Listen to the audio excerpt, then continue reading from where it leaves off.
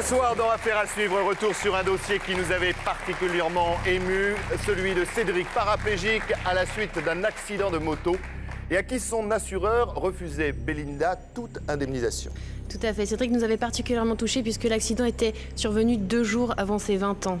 Il était assuré et pourtant son assurance a refusé de l'indemniser. Elle a évoqué le fait qu'il n'était pas sur la route. Or, une motocross n'est pas censée aller sur la route. Je vous propose de regarder un petit résumé de l'histoire en images. On regarde l'histoire justement de Cédric. En fait, je suis tombé sur les fesses et c'est là où j'ai entendu un craquement dans mon dos. On réalise pas, c'est très dur. J'ai de suite compris que j'étais handicapé. Je me disais, bon, tu fais un cauchemar, tu réalises pas, il n'a pas eu d'accident. Vu que j'avais une assurance conducteur, on les a appelés pour se renseigner. Et c'est là où ils m'ont envoyé ce fameux courrier où ils m'expliquaient qu'ils ne voulaient rien savoir. S'ils ne voulaient pas le couvrir, il ne fallait pas l'assurer, tout simplement. Il fallait me dire non, il n'y a pas d'assurance qui existe pour ce genre de moto. Moi, quand je faisais de la moto, je me suis toujours dit ça arrive aux autres et pas à moi. Et en fait, ça m'arrivait à moi, quoi. Cédric vient d'obtenir un CAP d'électricien. Il a le motocross dans la peau et la vie devant lui. Mais 2 jours avant ses 21 ans, le jeune homme voit son destin bouleversé. Ça fait un petit moment que j'ai cette passion pour le motocross. J'en faisais tout le week-end, la semaine, dès que je pouvais en faire, quoi. Je roulais avec des copains, on s'amusait, quoi. En 2005, Cédric s'offre une moto de cross. Ses parents, prudents, l'incitent à contracter une assurance, juste au cas où. Quand mon fils a voulu acheter sa moto, je lui ai dit qu'on allait prendre une assurance. Je me suis renseignée en précisant que c'était un motocross et qu'il n'avait pas le droit d'aller sur la route avec. La dame de l'assurance m'a dit qu'il était assuré s'il cassait sa moto et pour lui-même, au cas où il lui arriverait quelque chose. Ce samedi-là est un jour comme un autre pour Cédric et ses amis. Sauf qu'aujourd'hui, ils vont tenter une figure qu'ils n'ont jamais réalisée auparavant. C'est Cédric qui s'élance, le premier. On avait l'idée de faire cette figure depuis un petit moment, donc on y allait, on s'entraînait, jusqu'à un moment où j'ai dit bon allez, je le tente vraiment. J'ai tenté ma figure. En l'air, je savais pas du tout où c'est que j'en étais, donc j'ai préféré lâcher la moto en fait. Et je suis tombé sur les fesses. Et c'est là où j'ai entendu un craquement dans mon dos. Donc c'était la vertèbre en fait je me suis tassé la colonne. Et ça m'a compressé en fait la moelle épinière. Quand j'ai essayé de me relever, que j'ai vu que je pouvais pas bouger les jambes, j'ai de suite compris que j'étais handicapé. Puis on voyait très bien que rien ne bougeait, quoi. Donc sur le coup en fait on n'a pas tellement réalisé en fait. Ils m'ont emmené direct à l'hôpital, ils m'ont opéré en fait d'urgence dans l'heure qui a suivi, quoi. Après l'opération, ils sont venus me voir en me disant que voilà, j'étais paraplégique. Donc les médecins nous ont dit qu'il aurait peu de chances de remarcher. Donc là, on a vraiment bien réalisé que c'était super grave, quoi. Donc ça a été dur, quoi, pour nous, quoi. Un diagnostic difficile à entendre pour les amis de Cédric, témoins de l'accident, mais aussi pour toute une famille plongée dans le drame. On ne réalise pas, c'est très dur. Même pendant plusieurs jours, je me disais, bon, tu fais un cauchemar, tu réalises pas, il n'a pas eu d'accident. Et lorsqu'il contacte l'assureur avec lequel il a signé un contrat le 14 octobre 2005 pour une cotisation annuelle de 48 €, surprise, Cédric ne s'attend pas à cette réponse. Vu que j'avais une assurance conducteur, on les a appelés pour se renseigner. Et c'est là où ils m'ont envoyé ce fameux courrier où ils m'expliquaient que j'avais pas eu d'accident sur la route, que c'était un accident sur terrain privé, qu'ils voulaient rien savoir. En effet, selon l'assureur, les garanties du contrat ne seraient valables que dans le cadre d'un accident de la circulation. Or, une moto de cross n'est pas homologuée pour aller sur la route. L'assurance pouvait-elle l'ignorer ? Lorsque vous signez ce genre de contrat, vous avez un contrat conditions particulières et un contrat conditions générales. Les conditions générales sont standards et ont été remises à Cédric. Les conditions particulières, il est clairement cité que c'était une motocross non homologuée. Il n'y a pas de numéro de plaque d'immatriculation. Il y a un numéro de moteur, mais pas de plaque d'immatriculation. C'est donc un véhicule qui ne peut même pas se rendre du domicile au terrain privé par route autrement que sur remorque. Il a l'interdiction absolue de circuler. Et l'assureur ne pouvait pas l'ignorer dès lors qu'elle a elle-même relevé les critères de ce véhicule. L'assureur aurait donc pris toutes les informations concernant la moto de cross de Cédric. Et pourtant, il s'avère que celle-ci a bel et bien été assurée comme un véhicule homologué. Là, en l'occurrence, nous avons un contrat le plus standard qu'il soit. il pouvait en effet s'adresser à n'importe quel client de cette compagnie d'assurance, tant pour une voiture que pour un scooter. C'est un bon contrat avec une assurance conducteur plafonnée à 1 million d'euros, mais qui, et c'est là toute la difficulté, qui n'est absolument pas adapté à l'usage de ce véhicule. Et c'est là toute la difficulté. Aussi bon qu'il soit, il est en l'état inapplicable. La famille de Cédric considère que cette situation est incompréhensible. C'est pas logique, puisque bon, s'il ne voulait pas le couvrir, il fallait pas l'assurer, tout simplement. Hein. Il fallait me dire non, il n'y a pas d'assurance qui existe pour ce genre de moto. Mais bon, vu qu'ils l'ont accepté, il n'y a pas de raison qu'ils n'assument pas. L'assurance assure un véhicule donc, qui n'est pas du tout homologué pour aller sur route. Donc ils sont bien conscients que c'est pour aller sur terrain privé en balade. Donc, ils ont accepté de faire cette assurance pour le véhicule. Et après, quand il arrive un accident, donc justement sur terrain privé et donc pas sur route puisque le véhicule n'est pas censé y aller, là on nous dit ah bah non, c'est pas possible. Afin d'obtenir des réponses claires à ces questions, Cédric part accompagné de sa sœur en caméra cachée chez l'agent d'assurance qui a rédigé son contrat. Non, l'accident que j'ai vu il y a déjà maintenant 1 an. Cédric, J'aurais aimé avoir des nouvelles concernant savoir où ça en était, quoi. Par rapport au corporel, mais vous avez reçu des courriers il y a pas mal de temps. Ouais, j'ai reçu un courrier disant que je pouvais pas, que j'avais eu un accident pas sur la route, mais c'est une moto qui est assurée, qui n'est pas faite pour rouler sur la route, quoi. Parce qu'on avait quand même signé un contrat où c'était marqué dessus qu'il y avait un conducteur garanti dessus. Et depuis, pas de nouvelles, quoi. Et oui, c'est ce courrier que vous aviez dû recevoir, donc que vous avez dû avoir en novembre 2000, il y a 1 an. Où on vous dit qu'on ne peut pas intervenir pour le préjudice corporel. Ouais, mais il parle d'accident, j'ai pas eu d'accident sur la route, mais c'est une moto qui n'est pas homologuée pour rouler sur la route. C'est une moto qui... Donc voilà, c'est que des motos qui... Voilà. C'est une moto qui peut rouler que dans les terrains, donc c'est pour ça que j'ai pas compris le sens de la lettre, quoi. En l'état, moi je peux pas vous dire plus que ce courrier. Ok, ouais, d'accord. Je ferai part donc que vous avez fait intervenir un avocat, on vous recontacte. Est-ce que vous avez un numéro, on peut vous joindre vous directement? Alors, 06 59. Au revoir. Au revoir. Plus d'1 an après l'accident, le dossier de Cédric ne semble pas avoir avancé. L'employé qui lui a proposé ce contrat d'assurance n'apporte aucune réponse au jeune homme. On n'avance pas.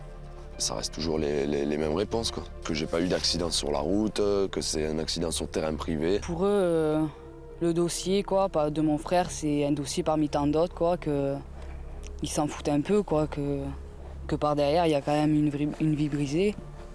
Malgré tout, Cédric espère encore percevoir l'argent de l'assurance. Une aide financière importante pour lui, car depuis son accident, son quotidien nécessite des aménagements qui coûtent cher. Il a fallu aménager. Moi, je vais raménager déjà la chambre, avec un plan de travail qui puisse se mettre sur l'ordi, tout ça. Adapter la douche pour qu'il puisse rentrer avec le fauteuil, avec les WC, bien sûr, et tout. Et voilà. Et rien que ça sonne le bain au bas mot, on est déjà à 6 000 €. Et on parle que de ça. Après, il y a l'aménagement du bureau, il y a les placards aménagés pour que tout soit à sa hauteur. Tout a été modifié. Et c'est vrai que jusqu'à présent, les indemnités, on n'en a pas vu la couleur. C'est en cours, c'est des dossiers, ça traîne, mais voilà. On est encore là et on attend. Pour moi, l'assurance, c'est un contrat signé, on paye pas pour rien, quoi. Moi, ils ont voulu m'assurer, maintenant, il faut qu'ils assument leurs erreurs, quoi. C'est révoltant de se dire qu'il faut toujours aller quémander, presque. Et dès lors qu'ils ont accepté de le couvrir, ils doivent en assumer les conséquences. Il a besoin de cet argent pour vivre, pour ses soins, pour son avenir surtout, quoi. Je veux dire, maintenant qu'il est comme ça, il a moins de possibilités par rapport à ça et il en a besoin, quoi. À 22 ans, Cédric est paraplégique. Le jeune homme doit envisager son avenir en fauteuil roulant. Avant l'accident, il était électricien. Aujourd'hui, en tenant compte de ce handicap, il doit apprendre un nouveau métier qui lui permettra de gagner sa vie et d'être indépendant. Avant mon accident, j'avais un diplôme en poche, j'avais un métier.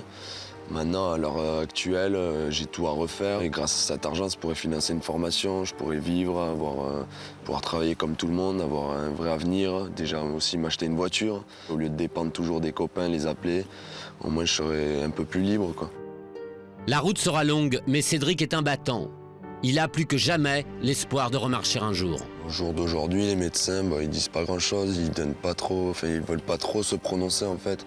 Donc ils m'ont toujours dit que jamais je remarcherai. J'espère pour l'avenir que un jour ma moelle se décompresse et qu'à force de rééducation en rééducation, j'arrive un jour à remarcher. C'est mon but. Bonsoir Cédric. Bonsoir. Bonsoir Séverine. Bonsoir. Vous êtes la sœur de Cédric. Oui. On vous a vu dans notre reportage.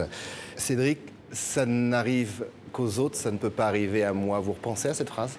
Oui, j'y pense de temps en temps, mais bon, c'est vrai qu'on pense toujours que ça arrive toujours à... Enfin, ça peut pas arriver à nous, plus aux autres. Et mais malheureusement, ça m'est arrivé, quoi. Quand on vous voit avec vos amis sur le terrain de cross où vous avez roulé, c'est difficile de revenir sur ces lieux où c'est une façon aussi pour vous de dire que la vie continue? Non, oui, voilà, la vie continue, c'est pas difficile de revenir sur ces lieux. La moto, c'est toujours une passion pour moi, ça restera toujours une passion, même si je peux plus la pratiquer. Vous aviez eu l'impression à ce moment-là de prendre des risques avec vos copains à considérer ou J'étais prêt plus ou moins parce qu'on n'avait pas d'entraînement là-dessus. Donc on s'est jeté un peu à la va-vite, on va dire. Donc on aurait plutôt dû s'entraîner plus sérieusement que d'y aller comme ça, quoi. Est-ce que vos amis roulent toujours aujourd'hui? Non, ils ont tous arrêté, tous revendu la moto. Et la réaction de votre famille, et je pense à vous Séverine, puisqu'on voit votre mère dans notre reportage, qui dit c'est un cauchemar. Et ça va passer et à un moment donné, il y a la réalité. Mon fils n'est pas blessé ou votre frère n'est pas blessé. Ouais, non, c'est vraiment dur de... Quand on reçoit le coup de fil, ouais, ton frère, il est à l'hôpital, il va être paraplégique et tout, c'est dur, quoi. La vie est différente, mais tous les amis sont toujours derrière, donc la vie continue. Mais on se projette plutôt dans le futur et dire que je suis encore ici et que je pense à mon futur métier, retravailler, reprendre une vie normale. Alors on va parler bien évidemment à votre assureur, nous allons les contacter, nous essayons de trouver une solution ce soir pour vous. Je voudrais revenir sur quelque chose que vous disiez tout à l'heure. Les médecins disent je ne remarcherai plus, mais vous avez encore cet espoir. Docteur, ce qui est arrivé à Cédric, est-ce qu'il y a effectivement en la matière encore un espoir? C'est-à-dire qu'on ne sait jamais, en fin de compte, ce qui s'est passé. On a une fracture d'une vertèbre, et dans le cas de Cédric, on a la vertèbre qui a reculé. Or, au milieu de la vertèbre, il y a un trou, et il passe la moelle épinière. Donc, c'est vrai qu'on ne sait jamais si elle a été sectionnée complètement, ou si elle est simplement traumatisée, et si elle peut récupérer. Si on se bat tous aujourd'hui, c'est pas l'argent pour l'argent. C'est parce qu'en fin de compte, moi, c'est ce que je dis toujours quand je les assiste, c'est que ça va permettre de modifier l'environnement de Cédric, avec de l'argent bien entendu, et sa vie, son handicap va être énormément diminué. Il aura une vie comme tout le monde, mais il ne sera pas debout. Et je crois que c'est ça, il faut se battre pour ça, pas pour que vous ayez de l'argent en lui-même, ça va vous permettre, dans votre maison personnelle que vous aurez, dans votre vie de tous les jours, dans votre voiture que vous allez avoir forcément, c'est de pouvoir revivre comme tout le monde. Alors justement, Maître Coin, ce que je ne comprends pas dans ce dossier à un moment donné, c'est comment un assureur peut entériner un contrat alors qu'il n'a pas tous les éléments pour prétendre après que cette moto devait être utilisée sur la route. Alors qu'en plus que si Cédric avait fait ça, il aurait été en totale infraction. Cédric a signé un contrat avec deux personnes. Un agent, parce qu'il a quand même demandé à quelqu'un de signer un contrat, il n'est pas allé voir la compagnie. Il a pris un agent qui a un rôle de conseil. Il a signé un contrat pour une moto qui ne peut pas aller sur la route, d'accord, mais il a signé un contrat. Et aujourd'hui, il peut demander des comptes à l'assureur en disant « Vous m'avez assuré pour ma moto, j'ai payé la prime pendant 2 ans pour cette moto. Alors, vous pouvez très bien assurer un véhicule sans carte grise. Les contrats circulation routière sont toujours des contrats avec carte grise, mais là, néanmoins, vous avez un contrat qui a été signé en tenant compte du fait qu'il n'y a pas de carte grise du véhicule. » Dans ce cas-là, il y a un défaut de conseil. Cette défaillance mérite effectivement la mise en cause de la responsabilité de c'est l'assureur. encore plus grave. Là, on a essayé de vous faire souscrire quelque chose. Alors, comme on l'a dit dans le reportage, c'est vrai que c'était magnifique si jamais vous aviez normalement circulé sur la route. Mais c'était pas du tout le besoin. Donc, on et c'est surtout qu'il n'avait pas le droit de le faire avec une moto de cross. Et on n'avait pas le droit de le faire. Voilà. Donc, imaginez l'inverse, l'assureur lui aurait dit « Oh là là, vous roulez avec une moto de cross sur la route, c'est interdit, on vous assure pas. » Et alors, le fait qu'après, la compagnie d'assurance vous dise « Mais c'était pour la circulation et vous avez fait une activité sportive », là aussi, c'est faux. Cet argument est absolument faux. Alors justement, Gérard, gardez cet argument en réserve parce que je suis sûr qu'ils vont nous le ressortir. Ils, ce sont d'abord les employés de l'agence locale d'assurance. Nous contactons la personne qui a rédigé le contrat de Cédric.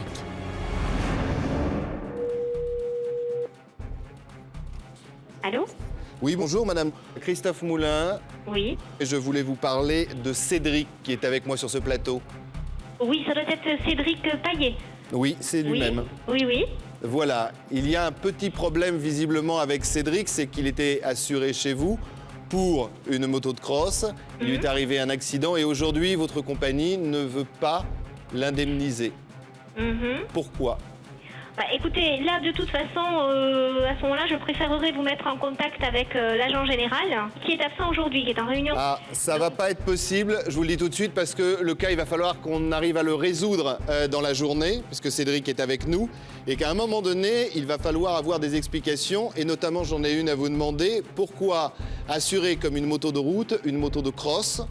Écoutez, moi, ce que je vous propose, parce que je ne suis pas habilitée à vous donner réponse sur la décision de la compagnie, alors vous appelez Paris, qui a été gestionnaire du dossier. Ce contrat, il n'a pas été signé avec Paris, mais il a été signé avec vous. On fait comment ? Dans un instant, la suite de cette affaire bouleversante. Face à l'indifférence de son interlocutrice, Christophe Moulin va durcir le ton. On va avoir le dossier, comme on vous dit, on va vous rappeler. Mais j'ai pas envie de jouer, madame. C'est absolument navrant. Vous êtes navrant. Cette assurance est navrante. Est-ce que vous avez un patron dans cette société ? Allons-nous parvenir à changer la vie de Cédric? Va-t-il toucher l'indemnité qu'il mérite? Suite et fin de ce dossier après la pause, dans Sans aucun doute sur TF1.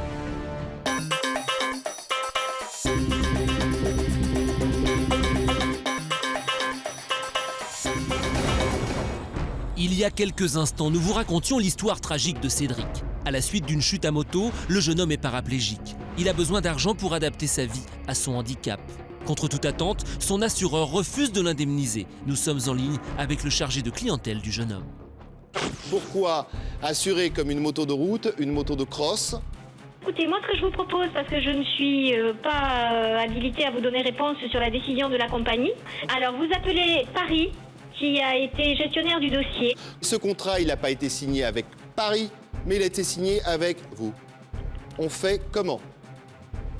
Écoutez, moi je ne peux que vous réitérer mes propos. Appelez la compagnie à Paris, qui sera à même Alors, de... Oui.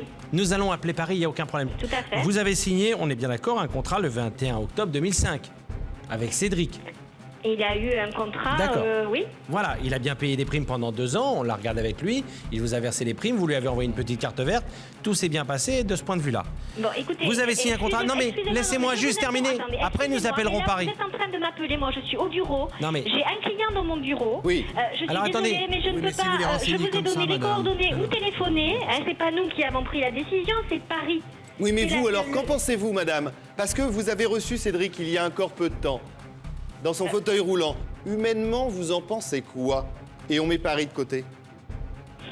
Qu'est-ce que vous voulez que je vous réponde? Si vous mettez sur le côté humain, bien sûr, je compatis tout Mais à vous fait pourriez pas, à ce moment-là, être le porte-parole de Cédric face à Paris, à un moment donné, pour essayer de le défendre. Il y a peut-être même une petite erreur, c'est qu'à un moment donné, vous validez un contrat Non, pour mais la de route toute et vous ne façon, demandez là, pas de carte grise. Vous cherchez à me prendre à partie personnellement. Je ne peux pas. Moi, je suis une employée ici, monsieur.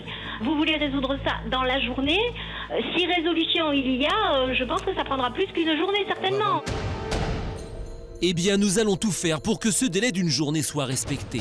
Nous téléphonons donc de suite au siège de cette assurance, à Paris. Bonjour. Bonjour, j'aurais voulu... s'il vous plaît. Je pense qu'elle a dû partir déjeuner. D'accord. Est-ce que elle aurait une assistante ? Le problème, c'est que je pense qu'ils sont partis déjeuner, mais je vais bien essayer. Monsieur Moulin, Oui. elle est partie déjeuner. Elle est partie déjeuner. Est-ce que monsieur est parti également déjeuner ? Je vérifie, ne quittez Merci beaucoup. Allô? Oui. Oui, monsieur. Il est parti déjeuner. Mais oui, oui. Et je crois que ce midi, c'était attrayant au self, donc c'est pour ça. Ah, c'était attrayant au self, donc c'est pour ça qu'ils Non, ne mais c'est sont l'heure pas du là. déjeuner aussi, vous comprendrez que... Oh, midi et quart, c'est un peu tard, même si je comprends, il n'y a pas de problème. En revanche, est-ce que vous pouvez laisser un message de ma part ? sûr. Pendant la pause déjeuner, nous ne lâcherons pas prise. Nous téléphonons à l'inspecteur de l'assurance qui a constaté le sinistre de Cédric. À ce titre, il devrait pouvoir répondre à nos nombreuses questions. Écoutez, ce que je peux faire, c'est vous donner les coordonnées du juriste qui a le dossier, parce que moi je suis juste l'inspecteur à qui on a On a confié une mission, je peux vous donner ses coordonnées de manière à ce que vous puissiez le contacter. Quant à l'erreur, la faute et la responsabilité de l'agent, c'est avec qui? Ah bah, c'est vous qui le dites qu'il y a une erreur, hein, Non, là, écoutez, regardez le dossier, ou si vous l'avez regardé, il y a un moment donné, si vous, expert, vous ne considérez pas qu'il y a une erreur, j'ai des doutes. Ah, écoutez, je n'ai pas la gestion de ce dossier, monsieur, donc entamer une discussion est tout à fait stérile. Juste une petite chose, j'ai un courrier de votre part adressé le 21 janvier 2008, donc adressé à Cédric, où vous entérinez donc que vous avez assuré une moto pour un usage de la circulation. Or, c'est une moto de cross, je vous rappelle, interdite à la circulation. Ce document, on l'a, il est signé de votre main. Bah, écoutez, je renie pas le fait d'avoir adressé un courrier, monsieur. Qu'est-ce que vous voulez me faire dire? Ben, tout simplement que vous faites même une erreur. C'est-à-dire que vous assurez une moto pour un usage voué à la circulation. Je n'ai pas l'autorité pour vous répondre. Je vous ai donné le nom de la personne. Imaginez que Cédric ait utilisé cette moto sur la route et se soit fait arrêter par les gendarmes. Il n'avait plus de permis pendant 3 ans. Vous-même, vous entérinez dans ce papier cette chose-là. Vous êtes assureur?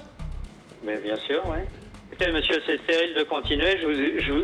Au risque de me répéter, je vous ai indiqué le nom de la personne qui est susceptible de... Qu'est-ce que vous dites à Cédric qui est sur ce plateau, monsieur, et qui ne sera pas remboursé, qui a 22 ans et qui est paraplégique? Écoutez, monsieur, cette manière de faire est pas raisonnable, n'est pas correcte. Et la vôtre? Non, mais monsieur, écoutez, je vous ai donné les informations. C'est pas raisonnable d'agir de cette manière. Je vous demande des explications, monsieur. Vous êtes un expert et un technicien. Je suis désolé, monsieur. Appelez la personne dont je vous ai donné le nom. Elle vous donnera toutes les précisions que vous souhaitez. Notre interlocuteur nous renvoie donc vers la direction juridique. Et cela tombe bien, car quelques heures après l'épisode du déjeuner, une personne de cette direction a essayé de nous joindre. Nous la rappelons immédiatement. Cette fois-ci, sera-t-elle la bonne? Allô? Allô? Oui, alors madame me dit qu'elle vous appelle mardi. Dès qu'elle rentre, voilà, sans faute. Dès qu'elle quoi?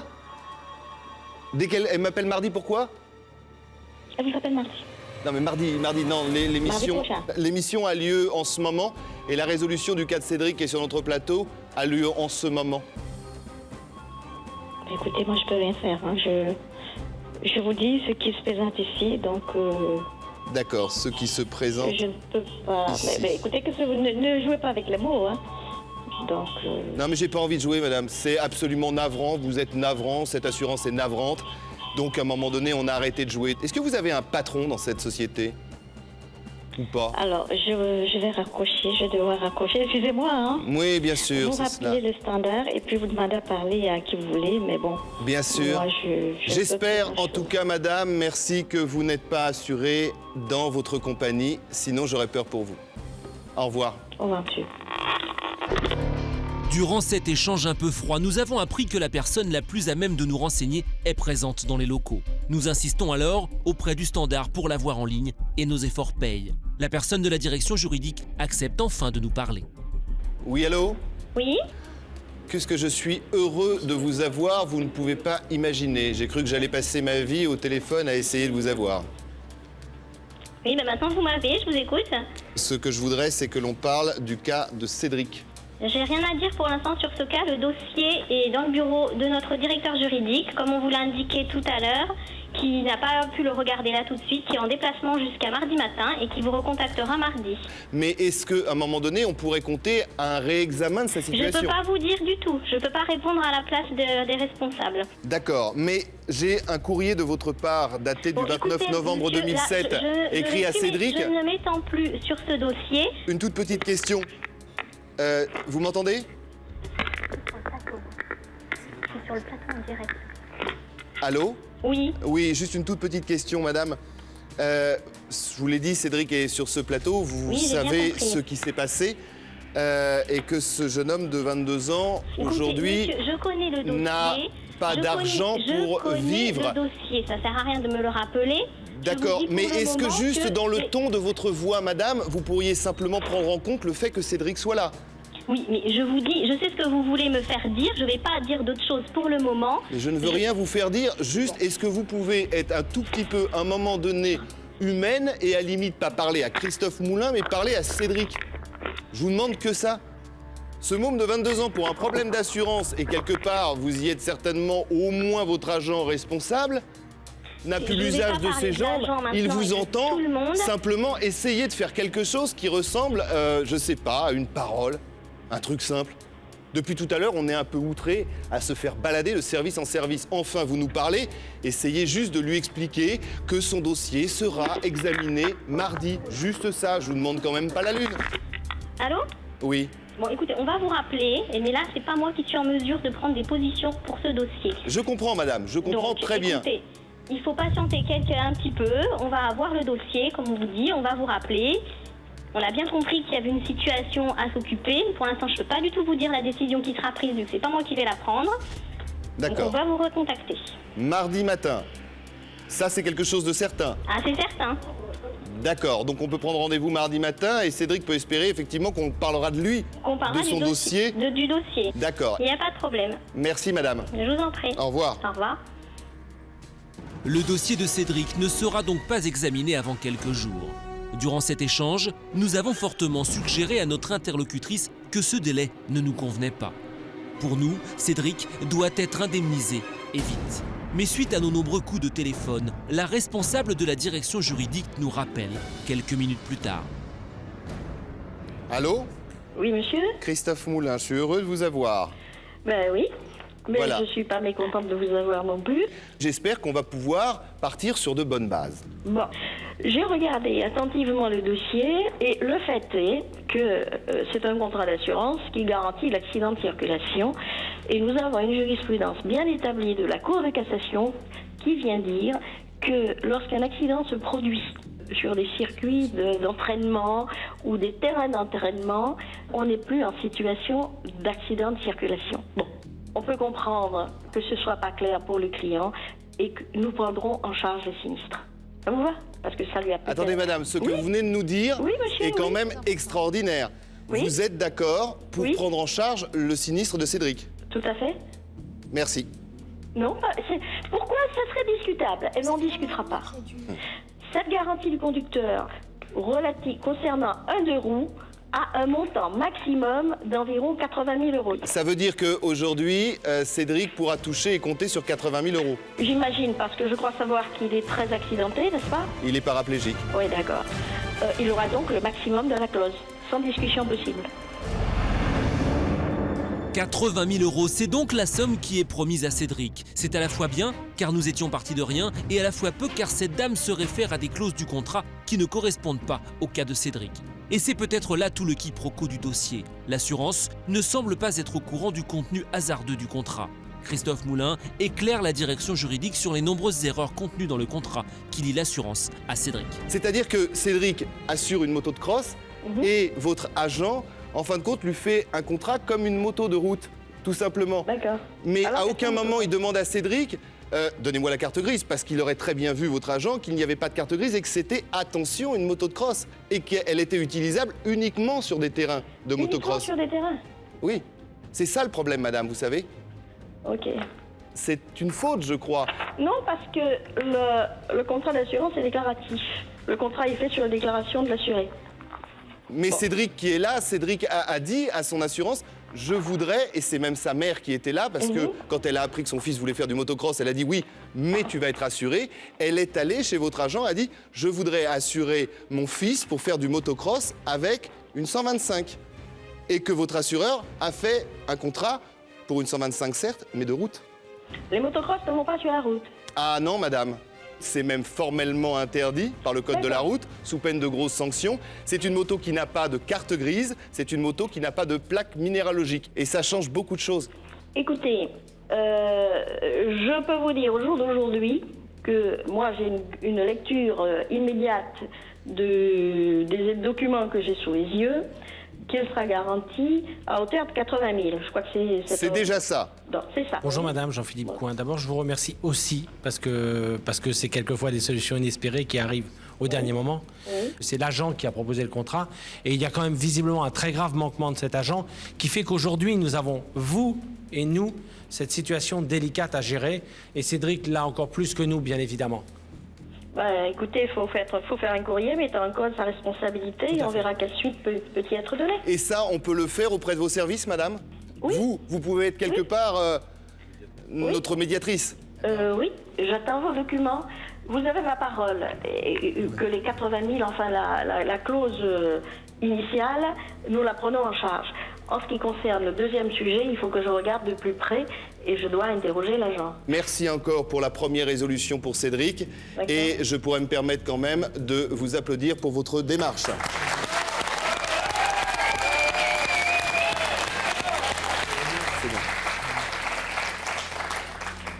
Bon, Cédric, on avance un peu. Je vous le disais tout à l'heure, on n'allait pas vous abandonner. C'est un peu le miracle de cette émission. Je ne pensais pas qu'on nous rappellerait, qu'on arriverait à cette solution. Et voyez qu'il y a même 2 pistes, donc peut-être 2 possibilités d'indemnisation. D'abord, cet argent, alors qu'on a encore les documents sous les yeux, il ne devait normalement rien vous donner.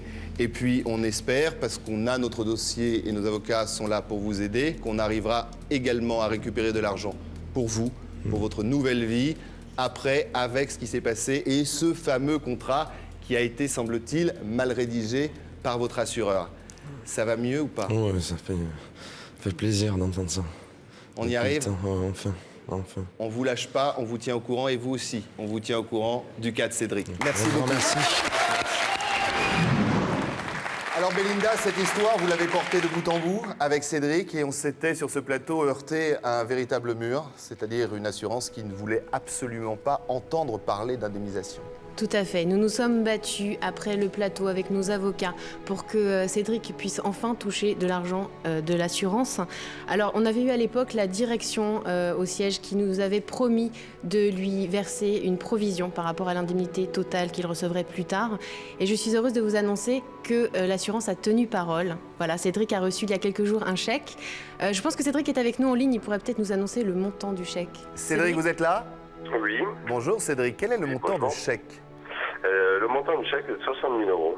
60 000 €. Alors Cédric, pour vous ça correspond à quoi?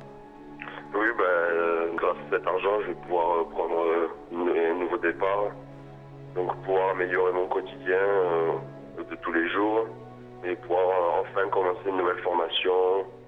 Et puis par la suite m'acheter une voiture pour être beaucoup plus autonome. Et par la suite, m'aider à financer peut-être l'achat d'une maison qui pourrait m'aider et pouvoir avoir une maison équipée et pouvoir vivre normalement au quotidien, quoi. Alors Cédric, quand on s'était vu, que vous étiez sur un projet de vie, un projet professionnel dans l'informatique, oui. Vous en êtes où? Je vais pouvoir enfin commencer ma formation, parce que j'ai enfin un véhicule adapté qui me permet de pouvoir me déplacer et de pouvoir aller tranquillement à ma formation. Et comment ça se passe aujourd'hui, l'existence? Vos potes qui étaient avec vous, qu'on a vu sur le terrain de cross, qui vous ont soutenu de bout en bout, ils sont toujours là? Oui, bien sûr, ils sont toujours là. Et vos parents? Vos parents, toujours, pareil. Bon, donc on reprend aujourd'hui petit à petit goût à la vie? Oui, largement, oui. Après un nouveau départ. Cédric, on vous embrasse. Bon courage. Je pense qu'il y a toujours espoir. Toujours moyen de faire quelque chose et l'handicap, c'est pas une fin en soi. Je me tourne vers Dominique et on vous souhaite aujourd'hui plein de belles choses. À bientôt Cédric. Je vous remercie, merci beaucoup.